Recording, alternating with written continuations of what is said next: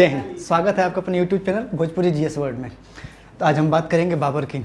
तो बाबर की बात करने से पहले कभी दिमाग में आपके नहीं है कि बाबर का नाम बाबर पड़ा कैसे? क्योंकि सभी लोग जानते हैं कि बाबर का नाम तो बचपन में जहीरुद्दीन मोहम्मद था।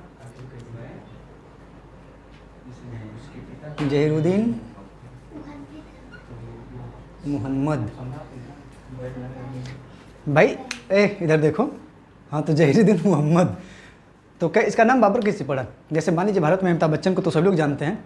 अमिताभ बच्चन का नाम अमिताभ बच्चन किससे पड़ा? क्योंकि उनका नाम तो था इनकलाब। असल में 1942 उनका जन्म हुआ था। तो भारत में उस समय अंग्रेजों भारत छोड़ो का नारा चल रहा था, यानी कि भारत वाले अंग्रेजों को पीट कर भगा रहे थे। तो उसी समय एक कवि थे, फेमस कवि, वो सुमित्रा नंदन पंत। उन्हीं के कहने पे अमिताभ बच्चन के पिता जो हरिवंश राय बच्चन थे, देखिए पहले उनको बच्चन भी नहीं कहा जाता था, वो श्रीवास्तव थे, हरिवंश राय श्रीवास्तव। और उनकी मम्मी का नाम था तेजी श्रीवास्तव। लेकिन वो लोग पहले बच्चन हुए और फिर अपने बच्चे का नाम इनकलाब से अमिताभ बच्चन कर दिए, सुमित्रा नंदन पंत के कहने पे। तो इसे बाबर का नाम पहले जहीरुद्दीन मोहम्मद था, लेकिन उसका नाम बाबर कैसे पड़ा?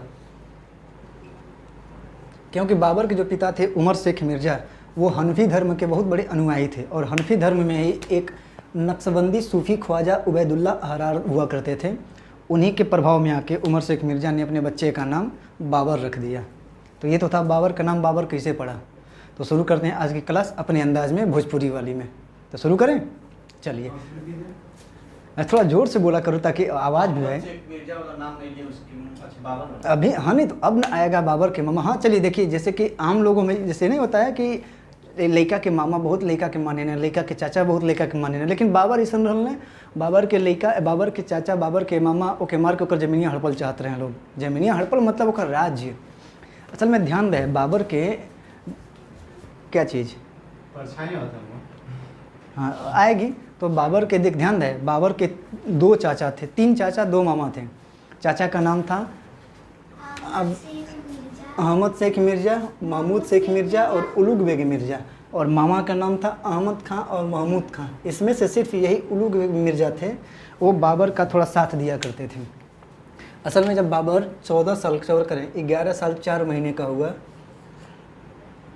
1483 में बाबर का जन्म था और 1494 में ही बाबर के पिता की मृत्यु हो गई। असल में वो कबूतरबाजी करते थे। कबूतरबाजी मतलब कबूतरों को साथ खेलना था, उनको उड़ाना था, उनको दाना डालना था। तो उसी के चक्कर में दिन छत से गिर गए और उनका इंतकाल हो गया। इंतकाल के बाद ही 1494 में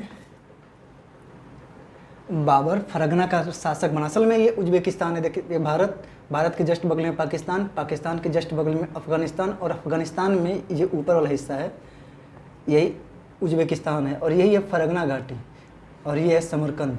समरकंद हमेशा इसके पिताजी जीतना चाहते थे मतलब कि वहाँ पे शासन करना चाहते थे, सोचते थे कि समरकंद मेरे ही अधिकार क्षेत्र में रहे। तो वो कभी पूरा नहीं कर पाए अपना सपना। तो उसी सपने को पूरा करने के लिए बाबर समरकंद को जीतना चाहता था। चूँकि और समरकंद के शासक उस समय अहमद शेख मिर्ज़ा थे, बाबर के ही चाचा। और जैसे ही 1494 में उमर शेख मिर्ज़ा की मृत्यु हो गई, तो इसके चाचा और इसके मामा दोनों जने एक रजवा हड़पल चाहते रहने लोग।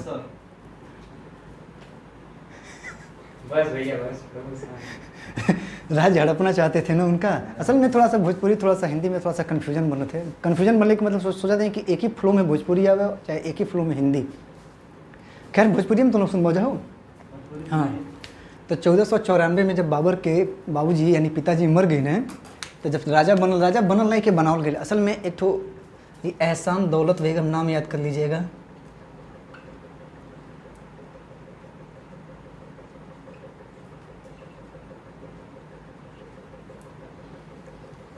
कुछ किताबों में एहसान दौलत बेगम को बाबर की दादी बताया गया है और कुछ किताबों में एहसान दौलत बेगम को बाबर की नानी। कुछ किताबों से मतलब है पप्पू सिंह प्रजापत और आशीर्वादी लाल श्रीवास्तव। असल में इन लोगों की मुगल काल पे ही आधारित एक बहुत मोटी मोटी बुकें हैं। तो आशीर्वादी लाल श्रीवास्तव एहसान दौलत बेगम को बाबर की दादी मानती हैं और मानता है, और बाबर के क्या नाम है, पप्पू सिंह प्रजापत एहसान दौलत बेगम को बाबर की नानी मानते हैं। तो जैसे ही जब 1494 में उमर शेख मिर्ज़ा की मृत्यु हो गई, तो बाबर को वहाँ का राज्य मतलब नहीं कह रहे थे कि उसके मामा और उसके चाचा बस उसको मार के उसका राज्य हड़पना चाहते थे। तो इसकी जो दादी थी चाहे नानी थी, बहुत समझदार थी। उन्होंने तुरंत यहाँ के कुछ लोगों को मिला के यही फरगना में, ये फरगना ये घाटी है और वो जगह था अंदीजान, क्योंकि बाबर का जन्म जो था वो अंदीजान में ही हुआ था। तो अंदीजान में ही 14 वर्ष के 11 साल 4 महीना की उम्र में बाबर का राजा बना दिया गया। और जैसे राजा बना तो इसके जो 1494 में इसके मामा थे और इसके चाचा थे वो आक्रमण किए इस पर, हालांकि वो आक्रमण सफल नहीं हुआ, वो हार गए लोग। असल में 1494 में अहमद शेख मिर्ज़ा हमला किए थे, ये भी हार के वापस चले गए और इनकी मृत्यु भी हो जाती है आज लास्ट में जाके 1494 में। और अहमद खां मिर्ज़ा और महमूद खां, हालांकि आक्रमण सफल नहीं होता है, दोनों वापस चले जाते हैं। फिर 95 में महमूद खां जो था ये फिर दोबारा आया लड़ने के लिए, हालांकि ये भी हार गया। फिर 96 में देखेंगे तो पहली बार, नहीं कहते थे कि ये समरकंद के लिए, ये असल में सपना था इसका कि समरकंद में वो राजा बने, लेकिन पहली बार ये समरकंद पे अभियान करता है, 96 में हार जाता है। पूछा जाता है कि बाबर ने समरकंद पे कितनी बार अभियान किया, तो 5 बार। तुमको तो याद है भाई, तुम पहली क्लास, अच्छा कल थी, तो 3 में सफल हुआ था और 2 में असफल। 1496 में पहली आक्रमण असफल हुआ, 1497 में 100 दिन का शासक बना था। असल में जो असफल हुआ था ना, तो उसमें एक सुल्तान अली नाम का व्यक्ति था,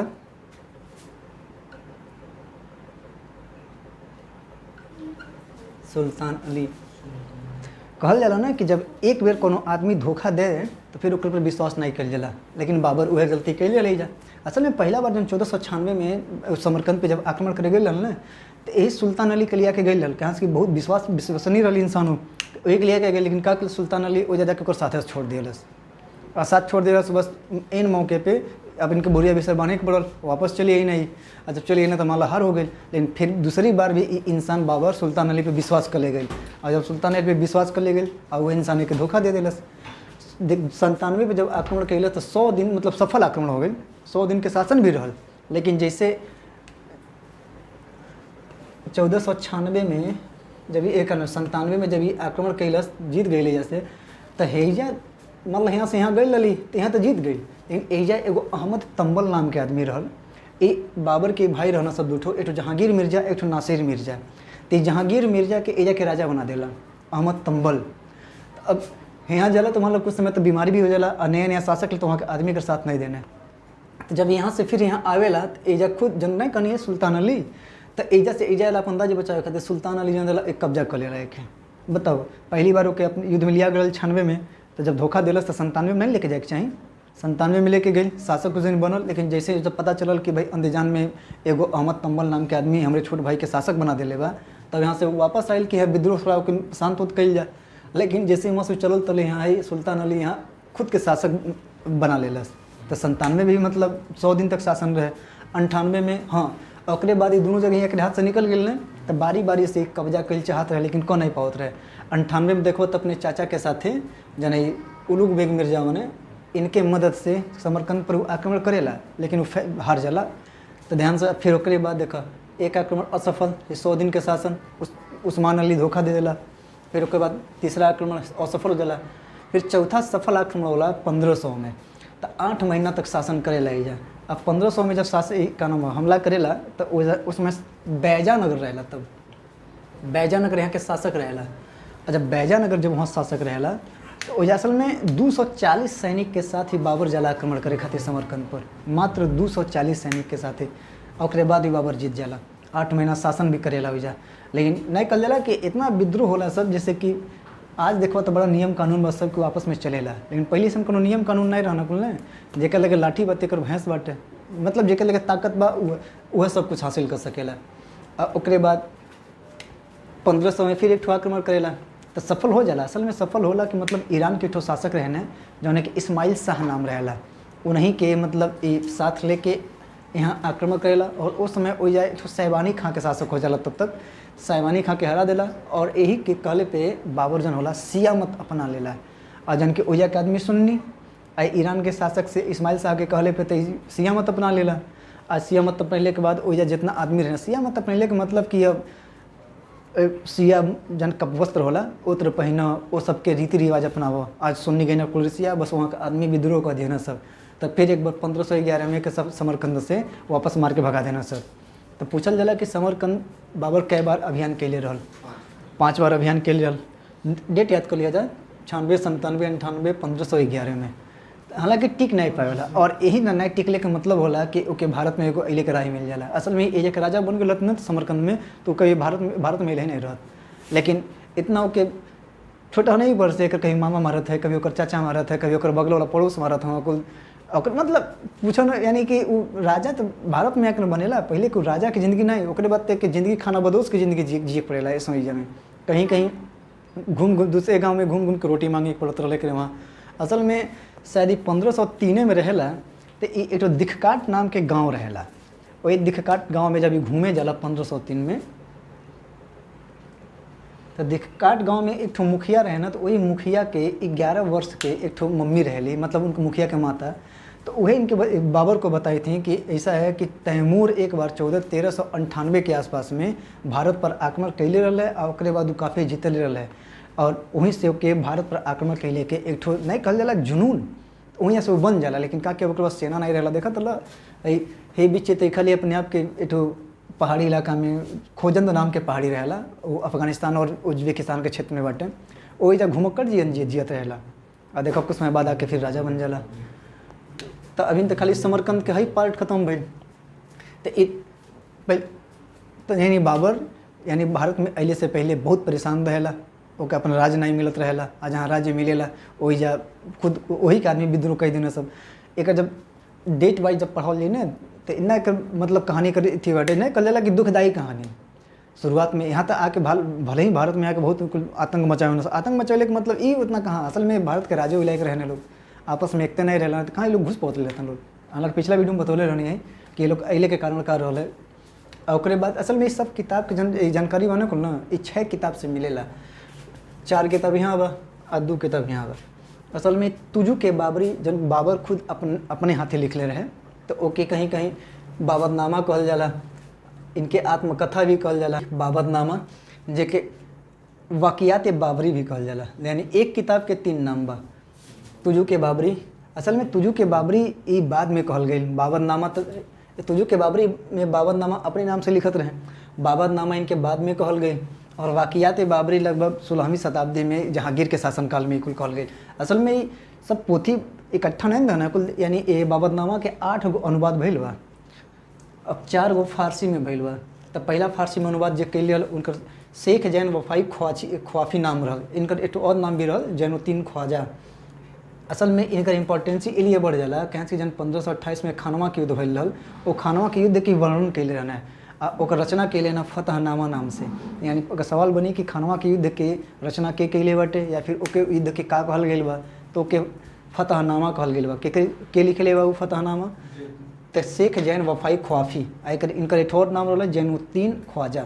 और दूसरा ई जन रहा ने, तो ये लगभग बाबर के समय ही आदमी रहने, तो बाबर के समय में मतलब एक अनुवाद भइल बा। दूसरा अनुवाद है दूसरा और तीसरा अनुवाद अकबर के समय भइल रहल।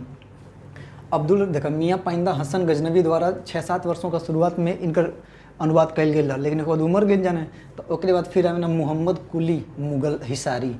यानी ओकरे बाद जब है मियाँ पाइंदा हसन गजनवी आधा कुछ काम कैल रहे हैं, लेकिन उनका देहांत हो जाला, और देहांत के बाद फिर मोहम्मद कुली मुगल हिसारी ये बाबरनामा के फारसी में अनुवाद होला करे ना। फिर तीसरा अनुवाद होला अब्दुल रहीम खान खाना के वजह खाना करे ना, अकबर के कहले पर जब अकबर बाबर के मकबरा काबुल गए रहे ना, यानी 1525 के बात रहेला कि अकबर अपने दादा के मकबरा देखे काबुल गए रहे।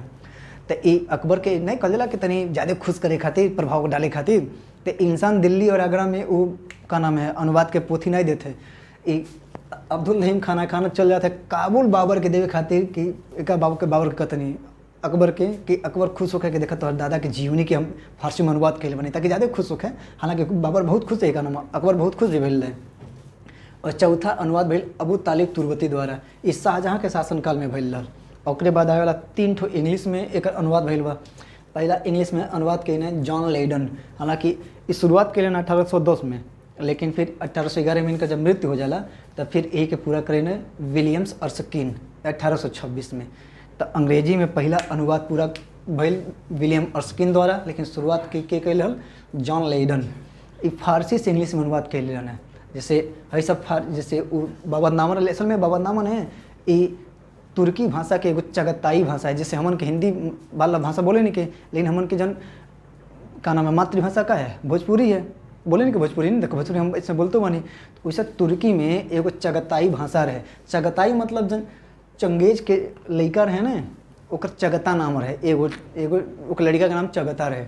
वही चगता के जो फॉलोअर रहल वो अपने आप के चगताई कह लियलस। वह चगताई बाद में वह आदमी जन आदमी भाषा बोलते रहना सब वही के चगताई तुर्क कह दियल गई। तो जन बाबरनामा लिखल गया बने तुर्की भाषा के एगो चगताई है। देखा चगता जन बने वो चंगेज के लड़का रहे। और ये सब के वंश के जन जानकारी मिलेला भारत में न वो दो किताब से मिलेला। तजकिरात अल सलादीन चगता जन कि 18वीं सदी में लिखा गया। तजकिरात अल सलादीन चगता और फिर तारीख ख़ानदान तैमूरिया ये 16वीं शताब्दी में लिखाई गया। ये दोनों किताब से भारत में तैमूर वंश, मुगल वंश ये सारी चीज़ की जानकारी मिलेला। लेकिन हई जना जानकारी मिली बाबरनामा से संबंधित 4 किताब से मिली। बतौने पहला बाबरनामा तो बाबरनामा के बात होता कि कैठो में अनुवाद भइल बा। तो पहले 4 ठो फारसी में भइल बा। इंग्लिश में बतेबा कहनी है कि जॉन लेडन शुरू कैले ना 1811 में, लेकिन 10 में 11 में मर गई ना। फिर 1826 में विलियम अर्स्किन पूरा कही ना। किताबे के नाम रहल memories of Zahiruddin Mohammad Babur emperor of Hindustan. किताबों के जन अनुवाद के लिए नाम रहल memories of Zahiruddin Mohammad Babur emperor of Hindustan.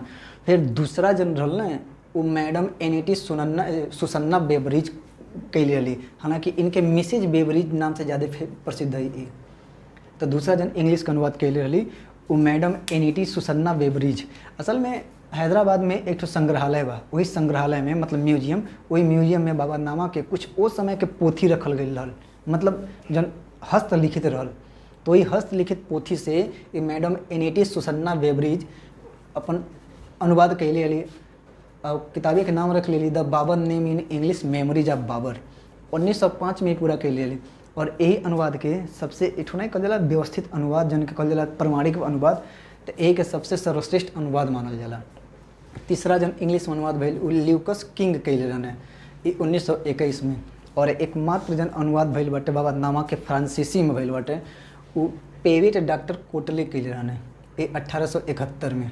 अच्छा बाबरनामा जन किताब बने उनमें से ध्यान से देखो तो वो 18 वर्ष के विवरण मिलेला। 1493-94 से लेकर 1502-3 तक मिलेला। 1504-5 से लेकर 1507-8 तक मिलेला। 1508-9 से मिलेला।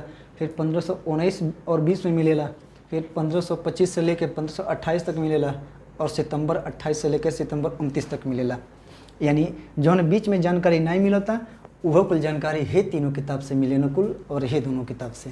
यानी कि जौन बाबरनामा में ध्यान से रहे 93 से 94 जन समय बाटे वहाँ से लेके 1502-3 तक मिलेला।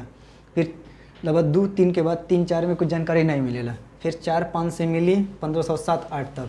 फिर 8 के बाद कुछ महीना खातिर नहीं जानकारी मिलेला हमें। फिर 1508 से 1509 के जानकारी मिलेला। फिर 9 से सीधे 1519 तक के कोनो जानकारी बाबरनामा में नहीं मिली। फिर बाबरनामा में 1519 से लेके 1520 तक मिली। फिर 20 से लेके 1525 तक बाबरनामा में कोनो जानकारी नहीं मिली। फिर नवंबर 1525 से अप्रैल 1528 तक मिली। और फिर अप्रैल से लेकर सितंबर तक बाबरनामा में कोनो जानकारी नहीं मिली। फिर सितंबर 1528 से लेके सितंबर 1529 तक बाबरनामा में जानकारी मिली ये सब चीज़ के। यानी कि बीच में जानकारी नहीं मिलल बा। वही सब जानकारी के हासिल करे खातिर है किताब जैसे मुंतखब उल्लुगा खफ़ी खान लिखल रहना है। तारीख़ फरिश्ता द्वारा लिखल गया है। तारीख़ रसीदी हैदर मिर्जा दुगलात द्वारा लिखल गया है। गुलबदम बेगम द्वारा हुमायूं नामा लिखल गया है। अहमद यादगार द्वारा तारीख़ शाही लिखल गया है। यानी ये 5-6 किताब मिलके बाकी बाबरनामा और बाबर से संबंधित जानकारी हासिल करे खातिर ये जरूरी पड़ जाला। तो अगर बात कल जाए कि भारत में पानीपत के युद्ध सबसे फेमस करेला बाबर के। कहाँ से पानीपत के युद्ध नहीं भेल तो ना बाबर आयल रहत। अच्छा बाबर ना आयल तो ना अकबर ना हुमायूं ना औरंगजेब ना ही लाल किला रहत ना ही तोहर ताजमहल रहत। ऐसा कोनो मुगलन के स्थापत्य कला या फिर बड़न बिल्डिंग भारत में नहीं रहत। यानी कि पानीपत अले के पहले बाबरनामा कहते हैं बाबर भारत में कितनी बार मतलब अभियान के लिए अब ओकर जानकारी जैसे 5 अभियान तो बतौनी समरकंद में के लिए लेकिन 5 अभियान तो भारत में भी के लिए। 5 अभियान के जानकारी बाबरनामा यानी बाबर के लिखल खुद किताब बाटे। और फरिश्ता यानी तारीख़ जन फरिश्ता है बा फरिश्ता द्वारा लिखल गया बा। एक किताब में ई मानल गया बा कि बाबर 5 बार अभियान के लिए रहे। और वहीं जन अबुल फजल बने वो 5 अभियान मानेला। अबुल फजल भी भारत के बाबर के भारत पर 5 अभियान मानेला। लेकिन डेट अंतर है। जैसे ई बाबरनामा में पहला अभियान जन मिलेला जनवरी 1519 के जन अभियान भइल बा ओके पहला अभियान मानल जाला। लेकिन वहीं जन अबुल फजल बने वो 1505 में नींग नाहर और जलालाबाद बा यहीं पर। तो उस सब पे जन आक्रमण के लिए बाबर ओके पहला आक्रमण मानल जाला। तो जनवरी 1519 में जन बाबर आक्रमण के लिए वो बाजार और भेरा पर के लिए, बाजार और भेरा। फिर सितंबर 1519 में ही पेशावर में, फिर 1520 में सियालकोट में, 1524 में लाहौर में, 1525 और 26 में मिलवट का दुर्ग भइल रहा जन दौलत खान लोधी। अभी इसको पूरा व्यवस्थित बताएंगे दौलत खान लोधी कौन था। असल में ये पंजाब का राज्यपाल था, यही तो बुलाया था। देखिए दौलत खान लोधी, आलम खान लोधी और मेवाड़ के जो शासक थे राणा सांगा, ये तीनों लोग ही बाबर को क्या नाम है, क्या कहते हैं, उनको बुलाने के लिए आवेदन दिया गया था, उनको रिक्वेस्ट किया गया था कि आइए भारत पे आप हमला करिए। अरे नहीं कहते घर का भेदी लंका ढाए, तो ये तीनों लोग वही थे, दौलत खान लोधी। और उसके बाद 1507 1500 और जो 1519 में जो ये आक्रमण हुआ था ना, अबुल फजल इसको तीसरा आक्रमण मानता है भारत पर, और यही बाबरनामा और फरिश्ता इसको पहला आक्रमण मानते हैं। तो समरकंद पे भी 5 अभियान, भारत पर भी 5 अभियान। असल में उस समय, और देखिए उसी समय जब भारत पे मुगल अभी आ रहे थे जैसे 1530 में, तो उस समय भारत में यूरोपीय कंपनियों कुछ आ चुके थे जैसे कि पुर्तगाल। तो उस समय पुर्तगालियाँ फिर यूरोपीय कंपनियों के लिए अबुल फजल ने, यही अबुल फजल, यूरोपीय कंपनियों को वहसियों का समूह कहा था। इसे गुरूह ए वहसी कहा गया। असल में अपनी किताबों में मेंशन किया है गुरूह ए वहसी। गुरूह ए वहसी का मतलब वहसियों का समूह, यानी अबुल फजल ने यूरोपियों को वहसियों का समूह कहा। अब पिछले वीडियो में मैंने बताया था कि यूरोपीय कैसे आए थे, पुर्तगाली भारत को कितना बर्बाद किए, कैसे लोगों को जान से मार दिए, उसके बाद उनका बर्बाद नष्ट कर दिए, उनके व्यापार को नष्ट कर दिए, महिलाओं के साथ मतलब बहुत बुरा बर्ताव, यानी बहुत सारी चीज़ें। और व्यापारिक कंपनी तो थी नहीं, लुटेरा कंपनी थी, अपनी पिछली वीडियो में जाकर देख सकते हैं।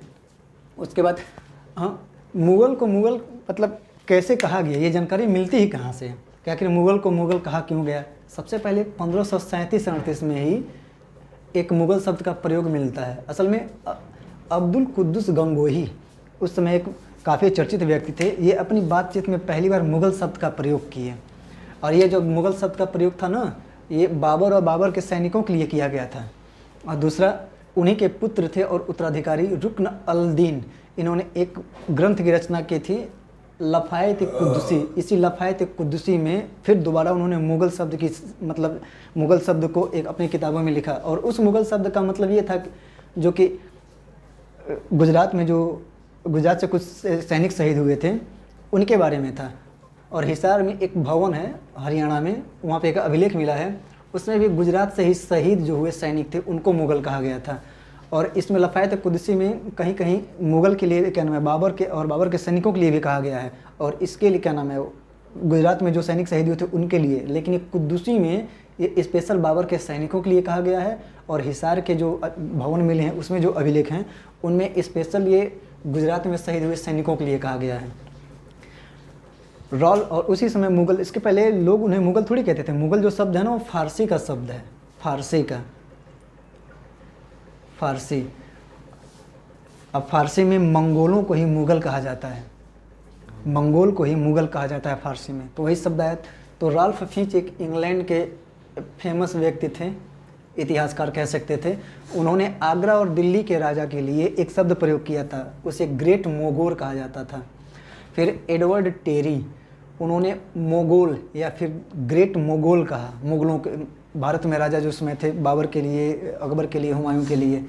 और उनका मतलब, उनका कहना था कि खतना किए हुए जितने पुरुष थे, खतना किए हुए जितने पुरुष थे, उन पुरुषों का जो सरदार होगा उनको ग्रेट मोगोल कहा गया। फिर तीसरे जो टॉमस रो आए, वो द ग्रेट मोगल या द ग्रेट मोगल, जहांगीर के शासनकाल में आए। वो प्रथम राजदूत थे, किसी भी राजा के द्वारा भेजा गया भारत में प्रथम राजदूत थे। तो उन्होंने द मोगल या द ग्रेट मोगल का प्रयोग किया। उसी समय देखिए रुडयार्ड किपलिंग, जिन्होंने आपने देखा होगा वो बघीरा और मोगली वाली कहानी, तो जो मोगली वाला जो कैरेक्टर आया है ना वो कहीं और से नहीं आया बस, बल्कि रुडयार्ड किपलिंग ने इन्हीं मुग़लों के द्वारा लिया गया है। और उनकी एक और, जिसमें जंगल बुक और एक the man would be king, ऐसी रचनाओं थे। उन्हीं रचनाओं के द्वारा हमें मोगली, बघीरा जैसे कार्टूनों की एक फेहरिस्त मिल गई है। असल में 1907 में रुडयार्ड किपलिंग को नोबेल मिला था, जो कि इंग्लिश का पहला नोवेल था साहित्य में, रुडयार्ड किपलिंग को, इन्हीं मतलब अपने रचनाओं के लिए। तो रुडयार्ड किपलिंग को देख लीजिए। और उसी समय रूस के राजा थे, और रूस के राजा को जार कहा जाता था। तो यानी रूस के जो राजा जार फर्स्ट थे, वो भारत में अपने दूत को भेजने वाले थे तो उन्होंने पता किया था कि भारत के जो राजा हैं वो अपने लिए किस नाम को मतलब ज़्यादा पसंद करते हैं। तो पता चला कि वहाँ के जो राजा हैं वो मुग़ल नाम पसंद नहीं करते हैं, वो खुद को शहंशाह कहलाना पसंद करते हैं। तो रूस के राजा के बारे में एक तथ्य ये है, वो बताया ना मुग़ल फ़ारसी शब्द था, मंगोल से उत्पन्न हुआ था। भारत में इसे मुग़ल कहा जाता है और ईरान में इसे मुग़ल कहा जाता है। और यह मध्य एशिया में रहने वाले लोगों के लिए है। मध्य एशिया मतलब तजाकिस्तान, उज्बेकिस्तान, तुर्किस्तान, कजाकिस्तान और किर्गिस्तान, ये सारी जो 5 देश हैं, 5 कंट्रियाँ, उन्हीं को मिला के कहा जाता है। तो ये भी जानकारी मिल गई, ये भी कौन सा बच गया। हाँ, उस समय जब बाबर भारत में आया था तो भारत में उसने कहा था कि 7 राज्य हैं। 7 राज्य मतलब 2 हिंदू राज्य और 5 मुस्लिम राज्य। तो 2 हिंदू राज्य था, उसमें एक विजयनगर की चर्चा की गई थी जिसके राजा कृष्णदेवराय थे, और दूसरा मेवाड़ के राजा वही राणा सांगा, जिनसे 1528 में फिर लड़ाई, 1527 में युद्ध होती है, खानवा का युद्ध। और जो 5 मुस्लिम राज्यों की बात की थी उसमें पहला राज्य था दिल्ली व आगरा का क्षेत्र, जो इब्राहिम लोधी उसका राजा था। दूसरा बंगाल का, जिसमें नुसरत शाह राजा था। तीसरा महमूद खिलजी जो कि मालवा का राजा था। चौथा मुजफ्फर शाह जो आया था, तो 1525 में मुजफ्फर शाह था गुजरात का शासक, लेकिन 1525 में मर जाता है। फिर 1526 में इसका उत्तराधिकारी बहादुर शाह शासक बनता है। तो 5 ये मुस्लिम राज्य और ये 2 हिंदू राज्य, इन 7 राज्यों को ही मुगल ने बाबर ने अपनी किताब बाबरनामा में मेंशन किया है। तो ये हो गई आज की वीडियो। जो बाबरनामा ये अनुवाद किया गया था तो एक बाबर के काल में हुआ था, जो शेख जैन वफाई किए थे। अकबर के काल में 2 हुआ था, मियाँ पाइंदा खां, अब्दुल रहीम खान खाना, अबू तालिब किए थे शाहजहाँ के काल में। तो 4 इसका ये फ़ारसी में अनुवाद है, 3 इंग्लिश में अनुवाद है और 1 अनुवाद है फ्रांसीसी में। अभी इसका दूसरा वीडियो भी लेके आएंगे। अभी तो बस ये पानीपत की युद्ध की शुरुआत ही नहीं हुई। पानीपत की युद्ध की शुरुआत के लिए थोड़ी सी और मैटर की ज़रूरत है, बाकी सारी चीज़ें मेंशन कर देंगे। उसके बाद दूसरी वीडियो में पानीपत से लेके आपको घाघरा तक की युद्ध के बारे में जानकारी देंगे। विश्वास मानिए, ऐसे वीडियो आपको सिर्फ पेड क्लासों में मिलेगी। असल में कोई कोचिंग तो है नहीं, यूट्यूब का नया क्लास शुरू कर रहे हैं, सोच रहे हैं कि सारी जानकारी दे दिए बच्चों को। असल में जो बच्चे हैं ये सब बैठे हैं, सब ये सारी चीज़ें ये सब अपने बच्चे हैं ना। तो फिर अगली वीडियो मिलेंगे। जय हिंद।